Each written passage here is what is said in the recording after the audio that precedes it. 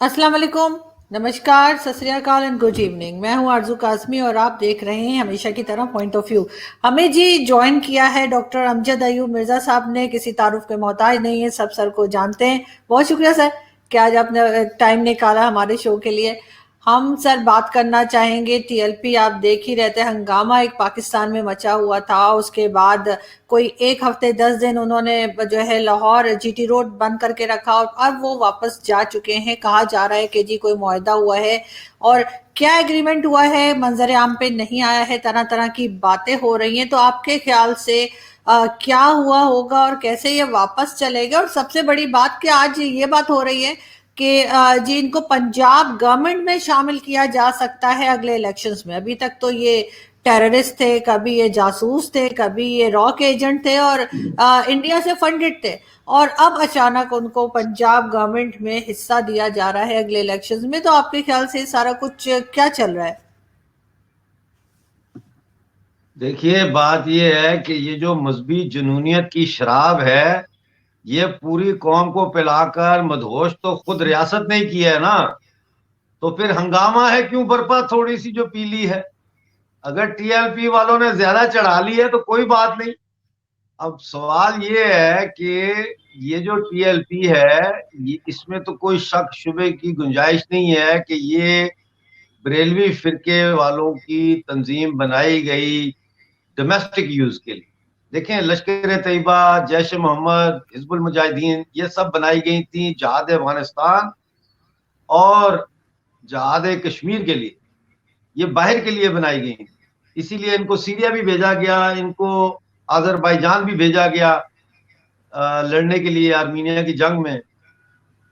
लेकिन ये जो तहरीक बैक पाकिस्तान है, इसको डोमेस्टिक पॉलिटिकल जो सिविलियन हेगेमनी है या सिविलियन जो गवर्नमेंट्स बनती हैं, वो जब लाइन से बाहर स्टेप आउट करने की कोशिश करें तो उसके लिए ये तहरीक लबैक पाकिस्तान बनाई गई। आपको याद होगा कि ये जो फ्रेंच एम्बेसडर का मुतालबा है, इस दफा ये मुतालबा इनके डिमांड में शामिल नहीं था।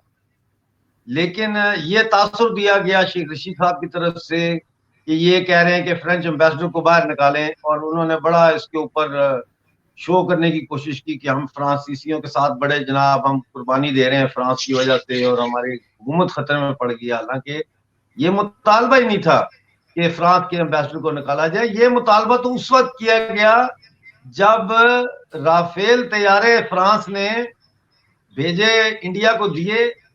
तो उस वक्त फिर पाकिस्तान की स्टैब्लिशमेंट ने फ्रांस को कॉर्नर करने के लिए ये फैजाबाद का धरना किया, जिसमें फ्रांस के एम्बेसडर को निकालना और ये वो सारी बातें उसमें हुई।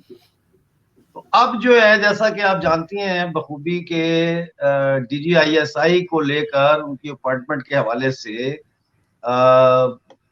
रियासत के दो बड़े इदारों के दरमियान बड़ा तनाव था।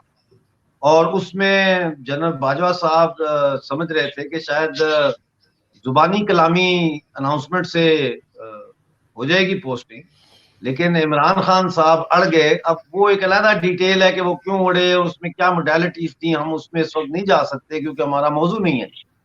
लेकिन वो जो एक टेंशन थी, उसका फिर जब समरी पे ये सऊदी अरेबिया गए पैसे लेने, तो उन्होंने कहा कि आप वापस जाएं और समरी पे साइन करें, क्योंकि बाजवा जो है वो हम हुकूमतें तो बदलती रहती हैं, फौज तो नहीं बदलती।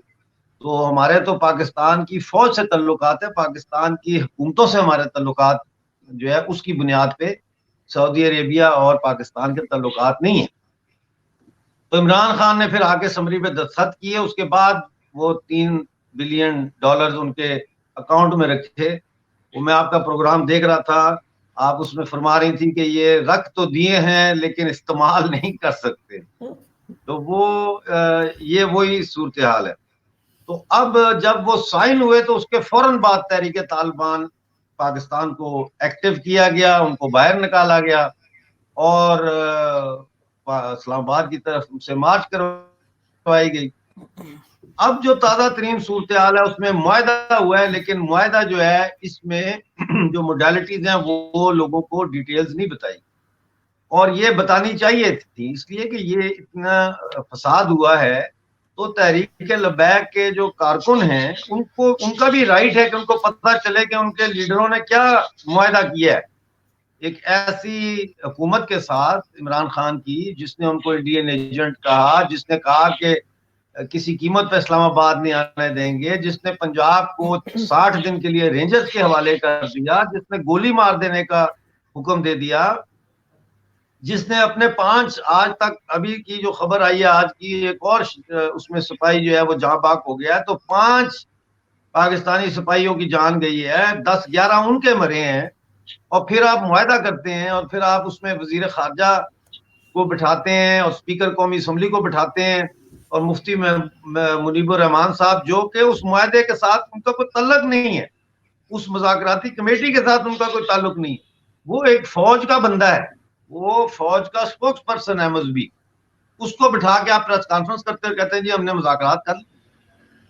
تو اب بات یہ ہے کہ مجھے جو لگ رہا ہے وہ یہ ہے کہ عمران خان جو ہے وہ یہ سوچ رہا ہے کہ اگلے الیکشن میں عمران خان کی تو پوزیشن بہت خراب ہوگی, مسلم لیگ کی کافی سٹرونگ ہوگی. اصل تو پنجاب ہی ہے نا, الیکشن کا تو اصل رزلٹ تو پنجاب طے کرتا ہے نا کہ کس کی گورنمنٹ بنے گی. باقی ادھر سے 3-4 سندھ سے جیت لیں, 5-7 کے پی سے جیت لیں, وہ میٹر اتنا نہیں کرتی. تو پنجاب میں مسلم لیگ نون کو کاؤنٹر کرنے کے لیے ایسا ہو سکتا ہے کہ عمران خان تحریک لبیک پاکستان کے ساتھ انتخابی اتحاد کر لے اور ان کو کچھ سیٹیں جو ہے وہ دے دیں گے پنجاب میں. اب اگر ایسا انہوں نے کیا ہے تو یہ ایک بہت بڑی وجہ ہو سکتی ہے کہ اس کو ڈسکلوز انہوں نے پبلکلی معاہدے کو نہ کیا ہو.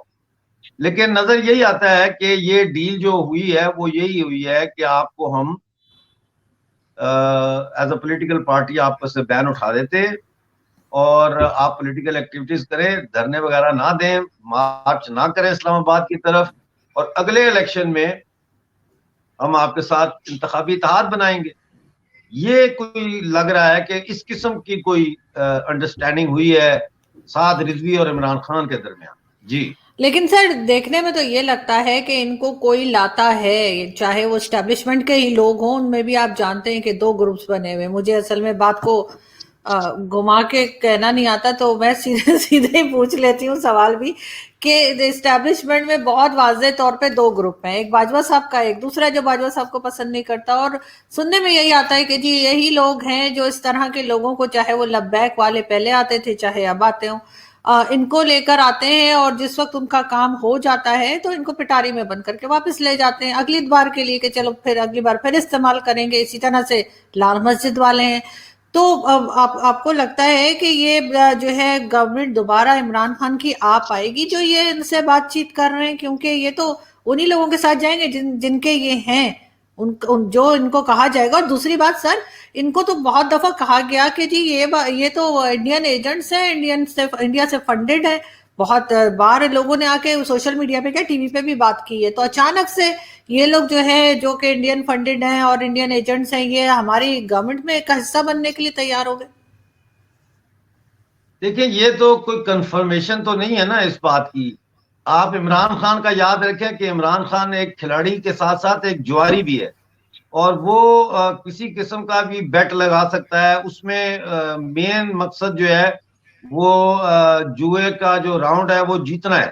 اس میں یہ نہیں ہے کہ کوئی اصول ہے یا کوئی عزت نفس ہے یا کوئی نیشنل انٹرسٹ اس میں شامل ہوتا ہے, تو وہ کچھ بھی کر سکتا ہے. اب کیا مسئلہ یہ ہے کہ یہ جو اس تحریک لبیک پاکستان ہے یہ ملٹری انٹیلیجنس اور کے انڈر کام کر رہی, تو ملٹری انٹیلیجنس جو ہے وہ آرمی چیف کو جواب دہ ہوتی ہے. تو اس صورت میں آپ کا یہ کہنا بالکل وجہ ہے کہ یہ عین ممکن ہے کہ یہ افواہ ہو اور ایسی کوئی بات نہ ہو. اور اس وقت اچھا دوسری بات یہ ہے کہ وزیر آباد سے تو ابھی تک انہوں نے دھرنا ختم نہیں کیا, وہ تو صرف جی ٹی روڈ سے اٹھ کر ساتھ وہ پارک ہے, میں نے دیکھا ہے وہ بڑا سا پارک ہے, اس میں جا کے بیٹھ گئے اور وہ مطالبہ کر رہے ہیں کہ جی ہمیں بتایا جائے کہ کیا معاہدہ ہوا ہے. تو یہ عمران خان کو ایک انہوں نے چنوتی دی ہے باجوہ صاحب نے کہ بندے کے پتر بن جاؤ. لیکن میں ایک اور چیز آپ کے سامنے رکھنا چاہتا ہوں, وہ یہ ہے کہ پاکستان کی جو اس وقت موجودہ صورتحال ہے وہ انتہائی ناگفتہ بے ہے. ٹھیک ہے, میں ایوب خان کے ماشاء اللہ میں میرا بچپن گزرا, اور اس کے بعد یحییٰ خان کا ماشاء اللہ بھی ہم نے دیکھا. بھٹو صاحب کے جو چند شروع کے سال تھے 2 سال, وہ بھی ماشاء اللہ میں گزرے. اس کے بعد پھر ضیاء الحق کا 11 سالہ ماشاء اللہ بھی ہم نے دیکھا. پھر مشرف کا بھی ماشاء اللہ دیکھا. مشرف کا ماشاء اللہ جو ہے نا, یہ اچھا یہ انتہائی کمزور ماشاء اللہ, سافٹ ماشاء اللہ. اور اب جو باجوہ صاحب ہیں, آپ دیکھیں کہ نہ باجوہ میں اتنا دم ہے کہ وہ ماشاء اللہ لگا کے اس کی حکومت کو ختم کر دے, حالانکہ پوری پاکستان کی عوام مہنگائی کی وجہ سے چیخ رہی ہے. اور اگر یہ کل عمران خان کی حکومت کو سیک کر دیتے ہیں اور ٹی وی پہ آ کر خطاب کرتے ہیں اور کہتے ہیں کہ ہم نے جو ہے وہ اس لیے اقتدار سنبھالا کہ یہ حکومت کا بیڑا غرق کر رہے تھے, اور ہمیں سازش کا پتہ چلا ہے کہ یہ تو اصل میں اسرائیل کے ساتھ ان کی کوئی سازش تھی, اس قسم کی سٹوری بنا کے تقریر کرے, تو لوگ شکرانے کے نفل ادا کریں گے کہ یار عمران خان سے جان چھوٹی. اور باجوہ صاحب چلائیں اور کہیں 90 دن میں ہم انتخابات کراتے ہیں, اور پھر انتخابات کرا کے اپنی مرضی کی لے آئے حکومت. لیکن پاکستانی فوج میں اب اتنا دم نہیں ہے. یہ وہ فوج نہیں ہے جو لڑنے والی فوج ہو. یہ فوج جو ہے پراپرٹی ڈیلروں کی فوج ہے, کمیشن ایجنٹوں کی فوج ہے, یہ ٹھیکے لینے والوں کی فوج ہے, یہ سڑکیں بنانے والوں کی, نالیاں صاف کرنے والوں کی, بچوں کا خشک دودھ بنانے والے کارخانوں کی والی, اور پھر بینکوں کے عسکری بینک اور اس طرح کے فوجی بینک بنا کے سٹا کھیلنے والی فوج ہے. یہ تو وہ فوج ہے جو دیکھیں, ایک آج آپ کا فوج کا سپاہی جو ہے وہ اپنے صوبیدار کو رشوت دیتا ہے 1000 روپے کی, اور پھر اس کو چھٹی ملتی ہے گھر جانے کی. آپ کے جو فوجی افسر ہیں پاکستان آرمی کے, وہ اپنے کمانڈر کو رشوت دیتے ہیں اور اپنا نام لکھواتے ہیں UN پیس کیپنگ فورس میں کہ وہاں تنخواہ زیادہ ملے گی.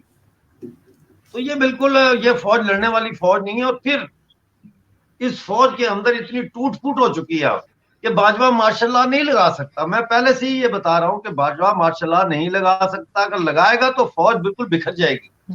اس کے ساتھ ساتھ آپ یہ دیکھیں کہ عمران خان جو آپ کی پارلیمنٹ کا ایک نمائندہ ہے, وہ اتنی کمزور ہے گورنمنٹ کہ وہ باجوہ کو ہٹا نہیں سکتی. ورنہ عمران خان نے ایک آرڈر جاری کرنا ہے, پریزیڈنٹ نے اس کو اوکے کر دینا ہے, اور وہ ان کو جبری طور پر ریٹائر کر کے نیا آرمی چیف آ جائے گا. کہنے کا مقصد میرا یہ ہے کہ 2 ایسے پہلوان اکھاڑے میں اترے ہیں جو دونوں ہی انتہائی لاغر ہیں, اور وہ کشتی میں پہلا ہی داؤ لگا کے دونوں بے ہوش ہو کے گر گئے. پاکستان کی ریاست جو ہے اس کی حالت کافی خراب ہے.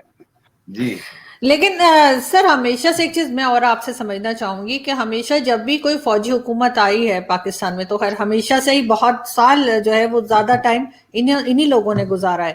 لیکن ایسا کیوں لگتا ہے لوگوں کو کہ جب فوجی حکومت آتی ہے تو ڈالر کا پرائس بھی ٹھیک ہو جاتا ہے, سیکیورٹی بھی ٹھیک ہو جاتی ہے, کئی چیزیں کنٹرول میں آ جاتی ہیں, اور جب یہ ڈیموکریٹک گورنمنٹس آتی ہیں تو ان سے کچھ بھی ہینڈل نہیں ہوتا, کرپشن کے بھی بہت زیادہ کیسز سامنے آتے ہیں, مہنگائی بھی زیادہ ہو جاتی ہے, سیکیورٹی بھی ایک طرح سے اس طرح سے نہیں رہتی. اور جیسے لوگ سمجھتے ہیں کہ ٹھیک ہے ہونا چاہیے کہ فوج کو جو ہے حکومت نہیں چلانی چاہیے, لیکن پاکستان میں ایسا کیوں دیکھنے میں آتا ہے کہ جب فوج آتی ہے تو سب کچھ سنبھل جاتا ہے؟ یہ لوگ کیوں نہیں سنبھال پاتے جو دوسرے آتے ہیں؟ جی کچھ وہ آپ کے سنبھلنے والی بات سے مجھے بات یاد آ گئی کہ میں جب ضیاء الحق کے دور میں اریسٹ ہوا اور مجھے سزا ہو گئی, تو وہ سب کہیں کہ امجد کو نکالو, امجد کو نکالو. تو میری والدہ کہتی ہے نہیں اس کو ادھر ہی رہنے دو, وہ ادھر ہی ٹھیک ہے, وہ بہت شرارتی ہے, باہر آ کے پھر کچھ کرے گا تو لمبی سزا ہوگی دوبارہ اس کو ادھر ہی رہنے دو, ہی از سیف اوور دیئر. لیکن وہ مطلب ہے کہ وہ ایسے بات کرتی تھی, لیکن ظاہر ہے ماں ہے, وہ چاہتی تھی کہ باہر آئے جس طرح بھی ہے جلدی.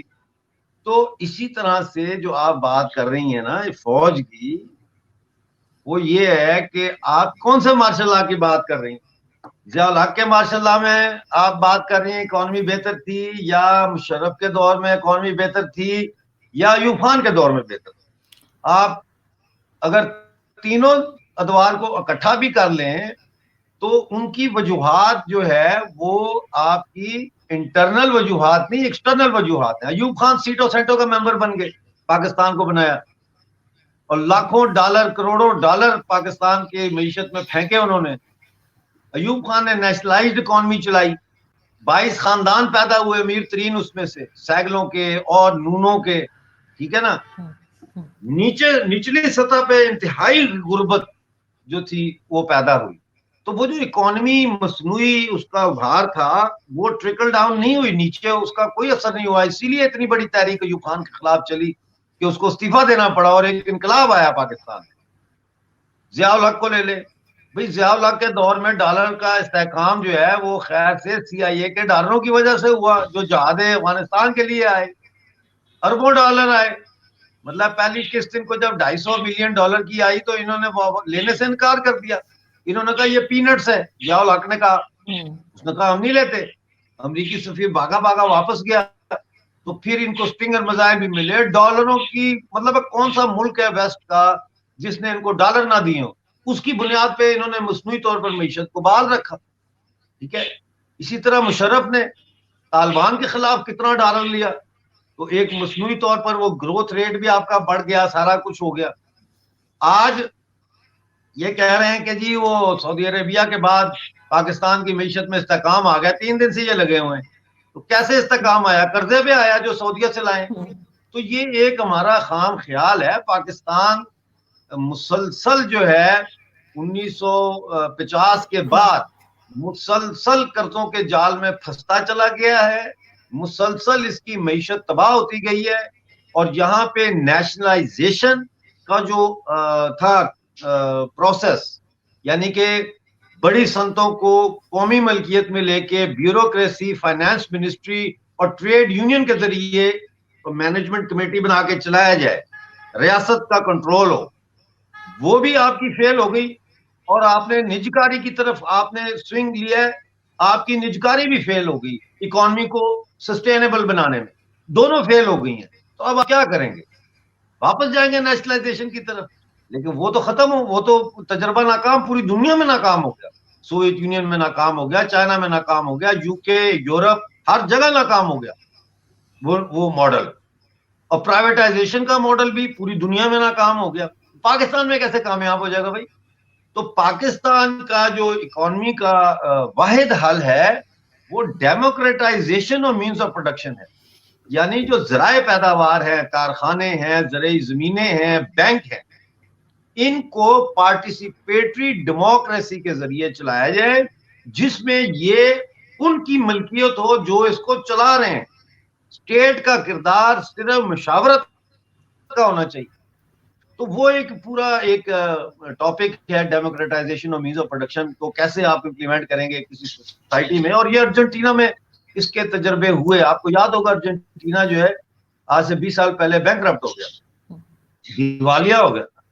تو وہاں پہ پھر یہ تجربہ کیا گیا اور چھوٹے چھوٹے علاقوں میں اس تجربے کی وجہ سے آج ارجنٹینا کہاں سے کہاں چلا گیا. تو یہ تو اکانومی کا ہے. جہاں تک اسلام کے اس جو یہ کیا کہتے ہیں اس کو اوور ڈوز ہے ہوئی پاکستان پورے کو، مذہب کی جو اوور ڈوز ہوئی ہے، اس کا جو علاج ہے اس کے بھی 3 ہم نے پاکستان کی گورنمنٹ کو، جب ہم کسی زمانے میں مشورے دیتے تھے، پاکستان کو کوشش کرتے تھے کہ شاید پاکستان ہمیں پاکستانی قبضے والے جموں کشمیر کو بھی آزاد کر دے، جان چھوڑے ہماری، اور اپنی اکانومی بھی ٹھیک کر لے. تو اس زمانے میں وہ یہ زمانہ قدیم کی بات عرض کر رہا ہوں کہ اس وقت بھی میں نے مشورہ دیا گورنر پنجاب کو، کیونکہ وہ ہمارے گلاسگو کے تھے، چودھری سرور صاحب. تو وہ اچھی ان سے اسلام دعا تھی، تو ان کو ہم نے مشورہ دیا. ہم نے کہا دیکھیں اب آپ گورنر بن رہے ہیں تو آپ یہ کریں کہ جو مدرسے ہیں ان کو بند نہ کریں. میں مدرسوں کو بند کرنے کے حق میں نہیں ہوں. پاکستان، انڈیا میں کہتا ہوں سارے مدرسے بند کر دیے جائیں، لیکن پاکستان میں کہتا ہوں مدرسے بند نہ کیے جائیں، بلکہ مدرسوں کے ساتھ یہ کنڈیشن لگائی جائے کہ انہوں نے اپنے شاگردوں کو ووکیشنل ٹریننگ دینی ہے. اور اس کو سرٹیفکیٹ مدرسے کا اس وقت تک نہ دیا جائے جب تک کہ وہ ووکیشنل ٹریننگ نہیں لیتا اور اس میں سے وہ پاس نہیں ہوتا. 2-2 سال کی ووکیشنل ٹریننگ ساتھ لگائیں, الیکٹریشین بنائیں, جوائنر بنائیں, پلمبر بنائیں. کیونکہ ابھی جو آپ نکالتے ہیں مدرسوں سے بچے, وہ نکل کے مولوی بنتے ہیں, لیکن اگر ووکیشنل ٹریننگ کی شرط ساتھ ہوگی کمپلسری, تو وہ جب نکلے گا تو وہ ایک چھوٹے سطح کا پیٹی بورژوا بنے گا. اس کی سوچ تجارت کی ہوگی, اس کی سوچ ٹریڈر کی ہوگی, اور زیادہ تر جو ہے وہ مڈل ایسٹ کی طرف نکل جائیں گے, تو ادھر جو ہے نا وہ کم ہوگا. دوسرا میں نے یہ ان کو مشورہ دیا تھا کہ جو ہماری ٹیکسٹ بکس ہیں, ان کو آپ جب کھولتے ہیں تو پہلے صفحے پہ یا تو خانہ کعبہ کا فوٹو ہے, یا روزہ رسول کا فوٹو ہے, یا کوئی بڑی سی آیت موٹی سی لکھی ہوئی ہے. یعنی یہ ویژل انڈوکٹرینیشن ہے, اس کو ختم کیا جائے. نصاب کی کتابوں میں مذہب کا کوئی عمل دخل نہیں ہونا چاہیے. تیسرا مشورہ ان کو یہ دیا تھا کہ آپ اسکولوں میں, کالجوں میں اسلامیات کا سبجیکٹ ختم کر دیں, اس کی جگہ دینیات رکھیں.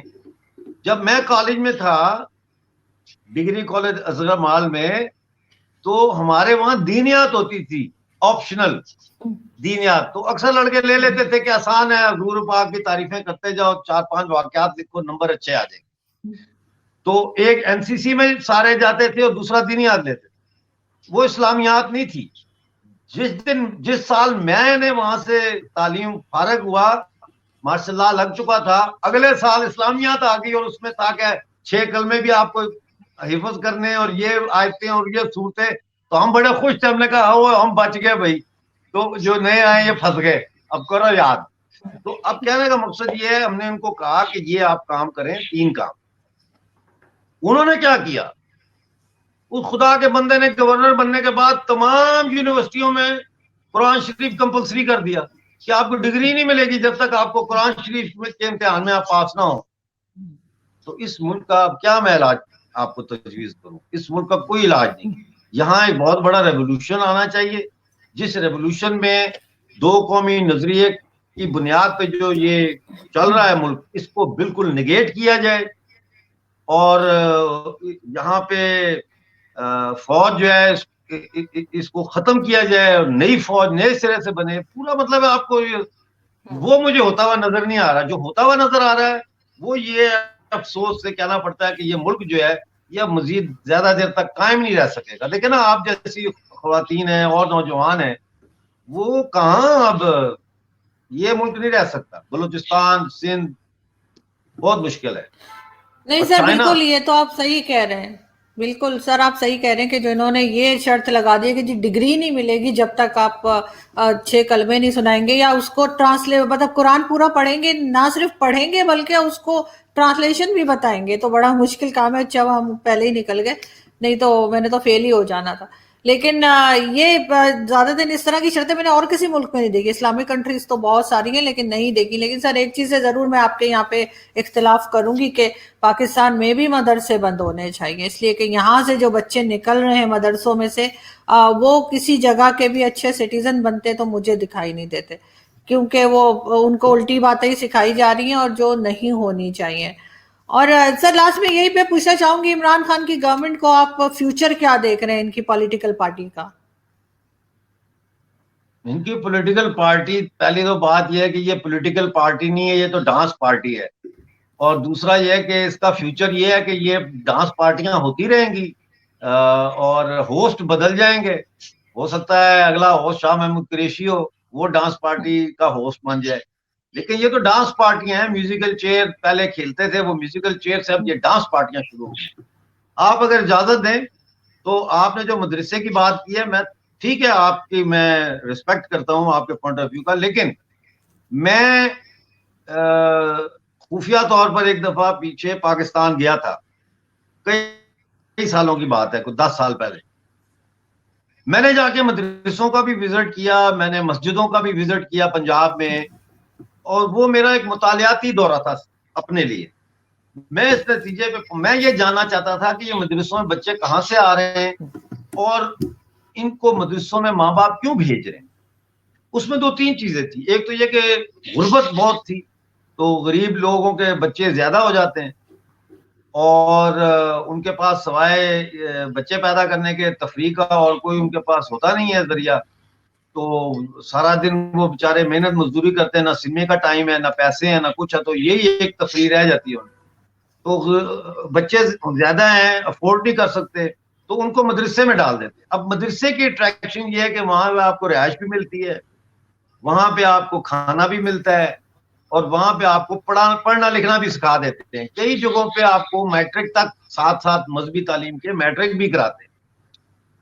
اب مسئلہ یہ ہے کہ اگر آپ کے کہنے کے پہلے میں بھی یہی کہتا تھا مدرسے بند کر دو, لیکن میں نے یہ دیکھا کہ اگر مدرسے بند کر دو تو پھر یہ بچے کہاں جائیں, کیونکہ پاکستان میں جو سرکاری اسکولوں کی حالت ہے اول تو ہے ہی نہیں, اور جو ہیں وہاں نہ ٹوائلٹ ہے, نہ ٹیچر ہے, نہ بینچ ہے, نہ چیئر ہے. تو یہ بچے جو ہے کم از کم یہاں ان کو رکھ کے اس کو ٹرانزیشن کے ذریعے اس کو چینج کیا جائے. اور وہ پہلا ٹرانزیشن یہ تھی جو ہم نے کہا کہ اس کو یہاں پہ ووکیشنل ٹریننگ شروع کی جائے تاکہ ان کا طبقہ چینج کر دیا جائے. وہ کلرجی سے ایک سمال ٹریڈر کے طبقے میں تبدیل ہو جائے, اس سے نفسیات چینج ہو جاتی ہے اور یہ لوگ باہر چلے جائیں. فوری طور پر اگر ہم مدرسے بند کرتے ہیں تو لاکھوں بچے جو ہے وہ تعلیم بھی نہیں ملے گی, اور وہ لمپن سوسائٹی کا حصہ بن جائیں گے, وہ زیادہ خطرناک بنیں گے. یہ وجہ تھی. لیکن جیسا آپ کہہ رہی ہیں اس پہ بحث ہو سکتی ہے, اور ہو سکتا ہے کہ کل میں آپ سے کنونس ہو کے یہ کہوں کہ ہاں بھائی آرزو بالکل ٹھیک کہہ رہی ہے, بند کرو مدرسے سارے. لیکن میرا یہ خیال تھا کہ مدرسے بند کرنے, فوری طور پر سارے مدرسے بند کرنے سے پاکستان میں اس کے ایڈورس افیکٹ ہوں گے. انڈیا میں فوری طور پر بند کرنے سے انڈیا میں ایک گورنمنٹ اسکول کا سسٹم ہے, وہ کشن کرے گا, اس کو وہ کشن کرے گا. اور انڈیا میں بھی زیادہ تر لوگ جو ہے وہ اتنے وہ ان کے وہاں مدرسوں بھیجنے کے دیگر مسائل ہیں, آئیڈینٹی کا مسئلہ ہے اور کرائسس ہیں ان کے جو وہ ہیں. تو انڈیا میں وہ سما جائیں گے اس اسکول سسٹم میں, پاکستان میں ایسا نہیں. بالکل. لیکن پھر بھی پاکستان کو کوشش کرنی چاہیے کہ جس طرح کا اسکول سسٹم انڈیا میں ہے اگر اسی طرح کا ہو, تاکہ ہمارے یہاں بھی بچے جو اسکول جائیں. ایک سسٹم ہونا چاہیے کہ جی وہ اچھے شہری بنے, بجائے اس کے کہ ان کو اس طرح کے مدرسوں میں بھیجا جائے. اور پیرنٹس جو ہیں وہ بھی خیال کریں, اور گورنمنٹ ذرا پاپولیشن کنٹرول پہ کام کرے تو سر زیادہ بہتر ہوگا. اس لیے کہ پہلے ہی یہاں پہ لوگوں کے پاس کھانے کو نہیں ہے, اور نہ ہی ہیلتھ سسٹم ہے, نہ اس طرح کا. جو یورپ کی ہم بار بار مثالیں تو بہت دیتے ہیں, لیکن یورپینز نے اپنی کنٹرول میں رکھی ہوئی ہے پاپولیشن. ہمارے یہاں تو مطلب اتنی پاپولیشن ہوتی ہے کہ وہ پھر کہتے ہیں کوئی بھی گورنمنٹ آ جائے وہ نہیں پرووائڈ کر سکتی, نہ پانی, نہ کھانا, نہ ہیلتھ سسٹم. لیکن یہ چیز لوگوں کی سمجھ میں نہیں آتی, کہتے چلو 2 ہی بچے ہیں, اچھا 2 والے بھی, اچھا 2 ہی ہے بس, اچھا 2 ہی ہے تو پھر 3 ہو جائے, بس 3 ہی ہے. تو وہ نا عجیب قسم کا ہمارے یہاں سسٹم بنا ہوا ہے. ابھی میری ایک ریلیٹیو, ان کی شادی ہو رہی ہے, کارڈ آیا تو میں نے ان کو ویسے فون کیا, میں نے کہا کتنے بہن بھائی ہیں, وہ میری کزن ہے اس کی شادی ہے, تو میں نے پوچھا کتنے بہن بھائی ہیں اس کے مطلب اس میں ان لاز میں, کہتے 14. میں نے کہا کتنے 14, سوچئے آپ 14 بہن بھائی ہیں. میں نے کہا آپ کا تو اسی میں کام ہو جائے گا, وہ جو ہمارے یہاں جوڑے دیے جاتے ہیں نا رشتہ داروں کو, میں نے کہا اس میں سارا بجٹ ختم ہو جانا ہے. تو وہ لوگ سوچتے نہیں ہے کہ کیا ہوگا. خدا کرے کہ میرے ریلیٹیو یہ ویڈیو نہ دیکھیں, نہیں تو مجھے گولی مار دیں گے. تو ادھر بیٹھ کے یہ بول رہی تھی. یہ جو آپ بات کر رہی ہیں نا, یہ جو آپ بات کر رہی ہیں تو مجھے پنڈی یاد آ گیا. راول پنڈی میں مرید حسن کا چوک ہے, برج ہے اوپر, ٹرین کا برج ہے, مرید حسن کا چوک. تو اگر آپ اسلام آباد کے ساتھ پنڈی آئیں اور مرید حسن کے برج کے اندر سے کراس کریں تو پرانے وقتوں میں رائٹ سائڈ کے اوپر جی ٹی ایس کا بس سٹینڈ ہوتا تھا جو دوسرے شہروں کو جاتی ہیں. لیفٹ سائڈ پہ بھٹو صاحب کے زمانے میں ایک بہت بڑا بل بورڈ انہوں نے لگوایا تھا. اس کے اوپر دکھایا تھا کہ ایک بوڑھا آدمی ہے, تھوڑی تھوڑی اس کی سفید داڑھی, تنکوں کی طرح تنکا داڑھی ہے, اور پٹا اس نے باندھا ہوا ہے, اور دھوتی سی پہنی ہوئی ہے, اور اوپر بنیان ہے, اور بیچارہ کھینچ رہا ہے ایک ریڑا, اور اس ریڑے کے اوپر اس کی بیوی اور 5, 7, 10 بچے ہیں. نیچے لکھا تھا جیسا کرو گے ویسا بھرو گے. مجھے اچھی طرح یاد ہے. تو میں اسکول جایا کرتا تھا تو میں امی کو پوچھتا تھا کار میں, میں کہتا امی اس کا کیا مطلب ہے جیسا کرو گے ویسا بھرو گے. تو یہ وہ مجھے یاد ہے. تو وہ مجھے کہتی تھی چپ کرو تم, تو میں سب پتا ہے. میں کہتا اچھا بھی مجھے پتا ہے. اور ہمارے ایک اور تو وہ ریلیٹیو ہیں، ان کے سر 16 بچے، اور 16 کے بعد انہوں نے ایک اڈاپٹ بھی کر لیا، ان کو 16 بھی کم لگ رہے تھے، انہوں نے کہا ایک اڈاپٹ بھی کر لیا. ہاں نہیں وہ دیکھیں یہ کیا میں کہہ سکتا ہوں جی، کیا کہہ سکتا ہوں. جب ایک کسی قوم کے پاس کوئی منزل نہ ہو، کوئی اس کی اندر کوئی خواہش نہ ہو کہ کوئی اس نے چیز حاصل کرنی ہے، یا کچھ ایم ان لائف بھی نہ ہو، پھر ٹھیک ہے. یہ ہر نیا بچہ ایک کماؤ ہاتھ ہے، فیملی کی لیکن وہ تو پراسپیرٹی. جیسے حسن نثار صاحب کہتے ہیں نا کہ وہ ہاتھ تو 20-22 سال بعد چلیں گے، بھی اس سے پہلے کیا ہوگا، وہ نہیں جو نہیں خوراک دینی نہیں، پڑے ایسی گی، بات نہیں وہ ہے. جو تعلیم تین تین دینی چار پڑے چار گی. سال نہیں نہیں نہیں نہیں. تین بٹوں پہ جائیں آپ، 3-4 سال میں ہاتھ کام شروع کر دیتے ہیں. آپ کسی موٹر سائیکل مکینک کے اس پہ جائیں، ورک شاپ پہ، وہاں 4-5 سال کے بچے ان کے ہاتھ شروع ہو جاتے ہیں کام کرنے. ٹائر پنکچر والے کے جائیں تو شروع ہو جاتے ہیں آپ. یہ لیکن وہ تو منع ہے نا، چائلڈ لیبر، اب تو خیر اس پہ ہاں منع پابندی ہے. لگی ہے. وہ منع جو ہے، دیکھیں سیال کوٹ کی فٹ بال انڈسٹری کا پٹھا بیٹھ جائے گا، کھیلوں کی انڈسٹری کا بٹھا بیٹھ جائے گا اگر پاکستان میں چائلڈ لیبر پر ریلیجیسلی عمل کیا جائے. سمجھے کہ نہیں؟ بالکل. یہ نہیں کر سکتے، کیونکہ آپ جو پاکستان جیسی ویک اکانومیز ہوتی ہیں، وہاں پہ آپ اپنے پروفٹ مارجن کو بڑھاتے ہیں کم تنخواہیں دے کر. تو اگر آپ فل آدمی رکھیں گے، اس کو آپ کو تنخواہ اس کے خاندان کے خرچے کے حساب سے دینی پڑے گی. لیکن اگر آپ ایک بچہ رکھیں گے تو آپ 500-600 میں بھی بچہ رکھ سکتے ہیں. یہی وجہ ہے کہ گھروں میں کام کرنے والی جو انفارمل لیبر ہے پاکستان کی، وہ اب کا مجھے پتا نہیں، لیکن ایک وقت تھا جب وہ ہر گھر سے 300 لیتی تھی، اور 4 گھر ماں نے لیے ہیں، 4 گھر بیٹی نے لیے ہیں، 4 گھر دوسری بیٹی نے لیے ہیں.